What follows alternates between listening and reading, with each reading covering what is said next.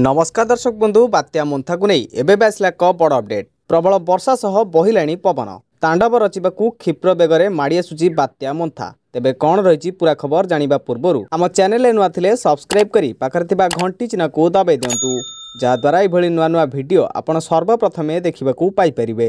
तेबे चलंतु डेरी न करी वीडियोटी को स्टार्ट करिबा। बंगोपसागर में सृष्टि होइतिबा घूर्णिझड़ मोन्था एवं अरब सागर में एक गभीर डिप्रेशन सारा देशर पागधारा को संपूर्ण परिवर्तन करिछि। भारतीय पाणीपाग विभाग आईएमडी अनुसार आगामी 4 रु 5 दिन पर्यंत देशर एक बड़ अंश वर्षा द्वारा प्रभावित हेबो। घूर्णिझड़ जोगु आंध्र प्रदेश, ओडिशा और तमिलनाडु में प्रबल वर्षा और प्रबल पवन बहिबार चेतावनी जारी करा जायछि। एही समय रे उत्तर भारतर अनेक स्थान में पाग हठात परिवर्तन होइछि। यार प्रभाव छत्तीसगढ़, मध्य प्रदेश, झारखंड, उत्तर प्रदेश, बिहार और दिल्ली एनसीआर रे अनुभूत होउछि।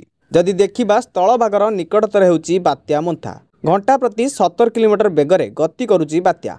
काकीनाडा ठारू 310 किलोमीटर दूर रे अछि बात्या मोन्था। काकीनाडा कोनासीमा देई अतिक्रम करिबो बात्या मोन्था। मछलीपट्टनम ठारू 230 किलोमीटर दूर रे बात्यार स्थिति। गोपालपुर ठारू 570 किलोमीटर दूर रे रहिछि मोन्था। किछि समय भितरे भीषण बात्यार रूप नेबो बात्या मोन्था। आज संध्यारू राति मध्यरे स्थल भाग छुइबो मोन्था। तेबे दर्शक बंधु याथिला बात्या मोन्था को नै किछि लेटेस्ट अपडेट जहा आपण माने वीडियो रे जानिबा को पाइले। वीडियोटी भल लागिथिले गोटे लाइक कर दियंतु। आम चैनल नुआ थिले सब्सक्राइब करी पाखर थिबा घंटी चिन्ह को दबाई दियंतु।